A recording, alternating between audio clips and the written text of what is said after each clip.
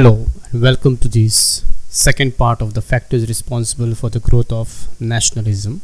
In our last tutorial in part 1, I have covered about the 6 major factors responsible for a growth of nationalism, and these were common territory, common historical background, common interest, common race, common language and common religion. And linked to these factors you'll find in the description box below. And in today's tutorial we shall talk about other 6 important factors for the growth of nationalism, and these are common culture, common subjection and suffering, existence of common political aspirations, common government, common symbols and actual feeling of nationalism. So let us begin with the 7th important factors responsible for a growth of nationalism. So the 7th very important factor for the growth of nationalism is common culture. Well, common culture is another factor which promotes nationalism, and here what we need to understand is that unity of ideas and ideals helps the people to be close with one another because they developed a strong sense of identity. But sometimes people have a common culture but they do not have the same nationality. An example is South Asia.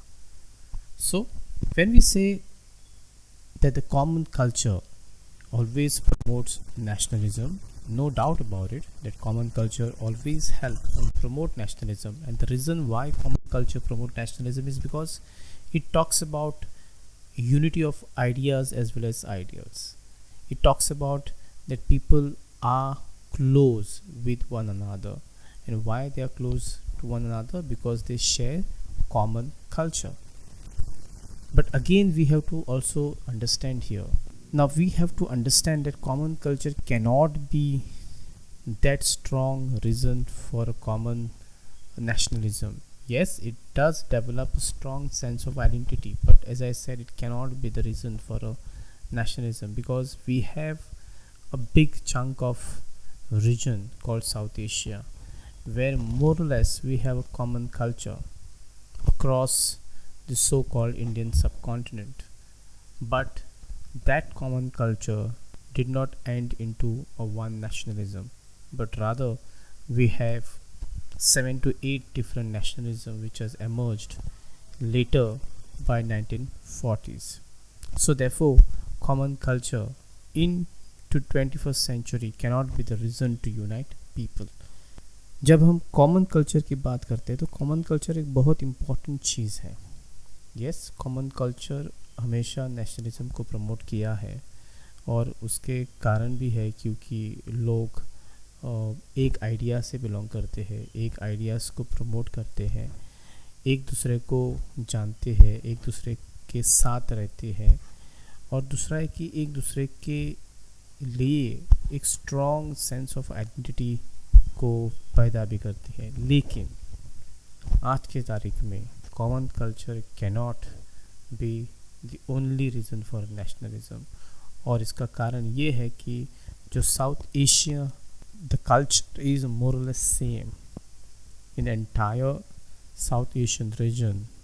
We have more और less the same culture, but this did not lead to form a one nation. South Asia में common culture होने के कारण भी एक देश नहीं बन पाया, बल्कि बहुत से देश सामने आ गए, और इसीलिए आज के तारीख में common culture cannot be the only reason for nationalism. But as I said, common culture has its own importance. So this was the 7 very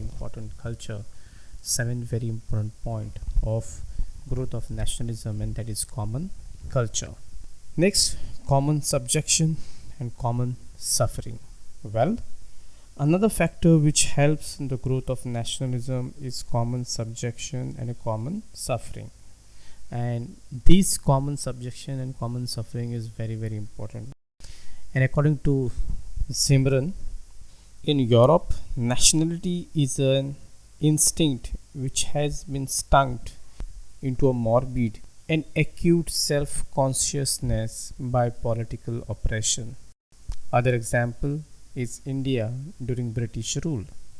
Well, when we say that common subjection and common suffering is very important, yes, many a time we have seen, especially in Europe, especially in India, that people have come together because they have a common enemy, or they have a common cause, or they have common subjection, they have a common suffering. And we have seen this story in India, for that matter, that when India was ruled by Britishers, people all were seen a common subjection, common suffering, and therefore all came together to fight against a common enemy. Now, having said this, in Europe, nationalism was not because of the common instinct or common subjection. In fact, in Europe, it was just opposite. In Europe, it's more about uh, language, more about the culture, which made people to come together. But by and large, common subjection and common suffering has played a very, very important role to bring people together in fight against the common enemy. Common subjection और common suffering भी बहुत important factor है जो लोगों को एक साथ लाता है, और उसका एग्जांपल इंडिया है. जब इंडिया को ब्रिटिशर्स ने कॉलोनाइज किया, so they ruled all over the country, और बहुत से लोग इंडिया में, बहुत सा region, in fact entire part of India were ruled by Britishers, except some pockets here and there where there were some other rulers. Example, in Goa, Portuguese were ruling. In Pondicherry, French people were ruling. But by and large, India was oppressed and ruled by Britishers, and their rule in India automatically made a point to the people that we must come together and fight against a common enemy.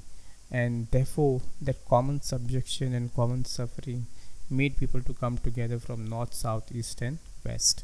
जब हम common subjection और suffering की बात करते हैं तो हमें ये समझना चाहिए कि कॉमन सब्जेक्शन और सफ़रिंग बहुत इंपॉर्टेंट चीज़ है. और जहाँ तक हम एग्जांपल इंडिया का ले लें तो जब ब्रिटिश यहाँ पे राज करते थे तो उन्होंने यहाँ पर बहुत स्ट्रॉन्ग रूल्स अपनाए थे, और इसके वजह से लोगों को आज़ादी नहीं थी, लोगों को फ्रीडम नहीं था, लोगों को लिबर्टी नहीं थी. एंड बिकॉज ऑफ दिस सारे लोग एक साथ जुड़ गए, बिकॉज सारे लोगों की परेशानी एक ही थी, British rule. And therefore when people came together, they came together for a sense of belongingness, to sense of understanding that they belong to a one nation, and that eventually the entire freedom struggle, in fact, जो पूरी आज़ादी की जो लड़ाई थी वो एक ऐसे रूप में कन्वर्ट हो गई कि पूरे लोग खड़े हो गए ब्रिटिश के against, British rule in India, और आगे चल के भारत को आज़ादी मिल गई. So therefore common subjection and suffering is also another very important factor for the growth of nationalism. Next we have is ninth factor, that is the existence of a common political aspiration. Well, this factor is more important than common race, language, religion and history, because so many nations were established in Asia, Africa, when a clear common political goal is fixed, a nationality can work to become a full-fledged nation. And here example is the Indian National Congress expressed the common political aspiration of the people of India during the British rule in India. Well, yes, existence of common political aspirations are again very, very important, because common political aspirations gives you clear common political goal, and once you have that common political goal which has been fixed, which has to be achieved, then you mobilize the entire people, you mobilize the entire nation to fulfill or to achieve this common political aspiration. Now here we have example again is India, because when Britishers were ruling India, and during that period of time, a lot of political parties mobilized to have a common political aspiration, and one of the political party which in fact represented India by and large at that point of time was the Indian National Congress. Now what Indian National Congress did is that it represented the pan India movement across north and south, and during that period of time Indian National Congress managed to express the common political aspiration of the people of India, and somehow, in fact, to a greater extent, it successfully managed to have a common political aspiration of a free India, and and which eventually led to the greater resistance against the British rule in India. जब हम common existence of common political aspiration की बात करते हैं तब हमें ये समझना चाहिए कि हमेशा एक क्लियर कॉमन पॉलिटिकल गोल होना बहुत ज़रूरी है.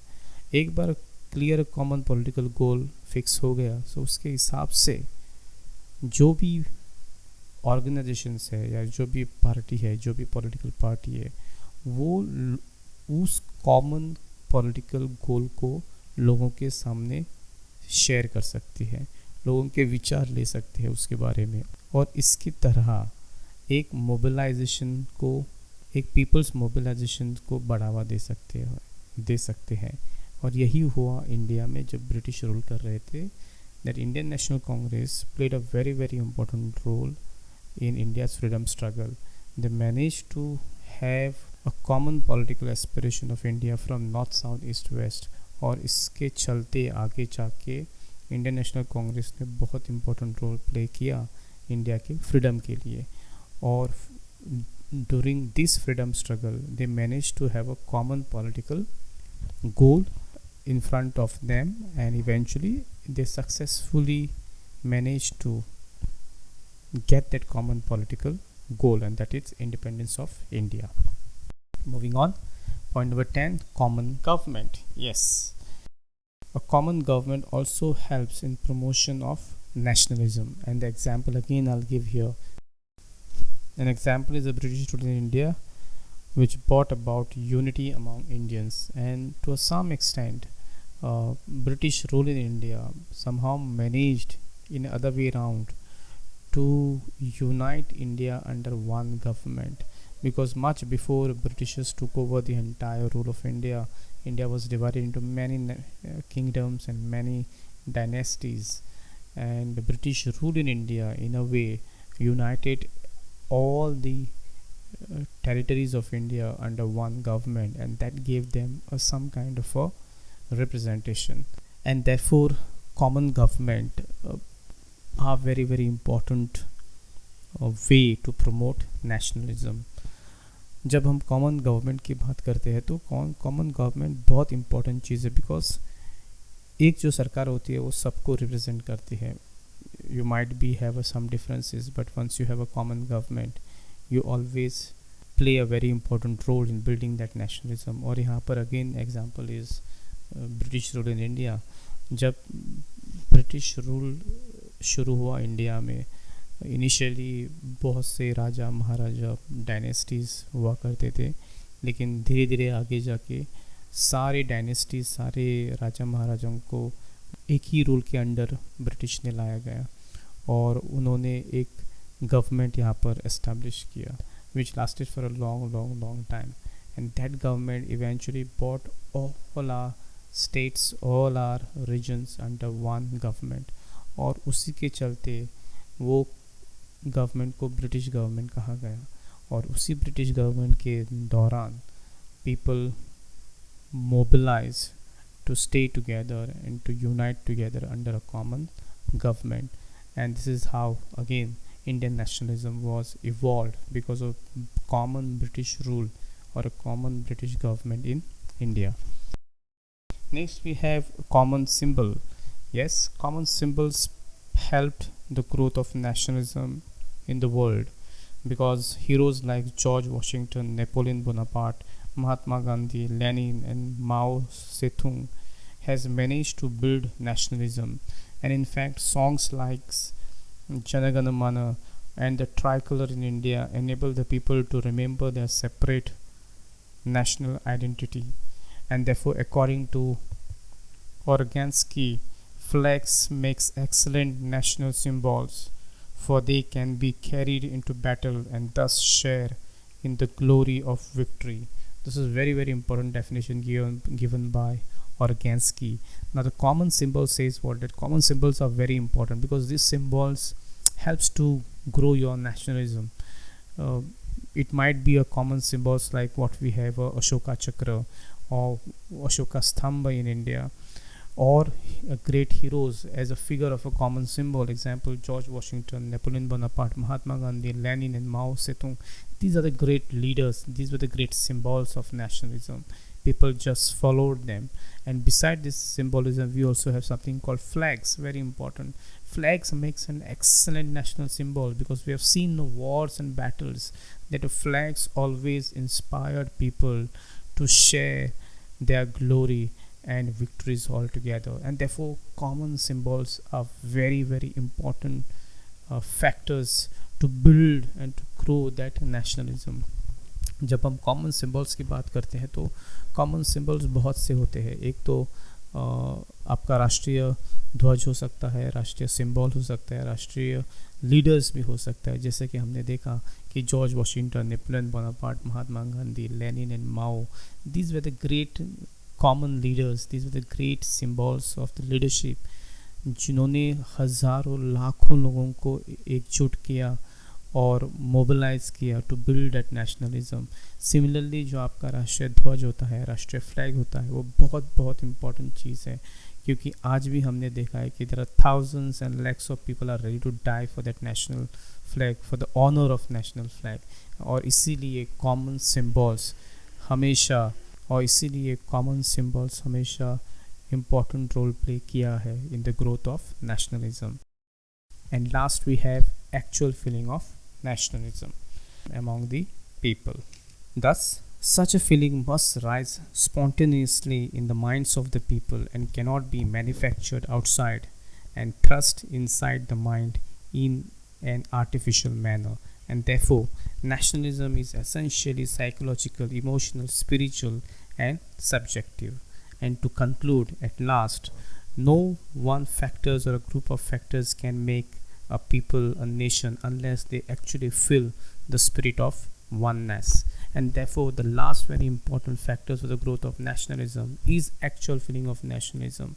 We have to remember that no matter what common factors we may have, no matter what common history we may have, or a culture, a government, or XYZ, but end of the day, until unless people actually feel among themselves that they belong to this land, you cannot have a real nationalism. And therefore we also need to understand that nationalism cannot be manufactured outside, it cannot be thrust inside, it has to be felt spontaneously by the minds of the people. It has to feel from within inside. And therefore nationalism is essentially a psychological, emotional, spiritual and subjective factors.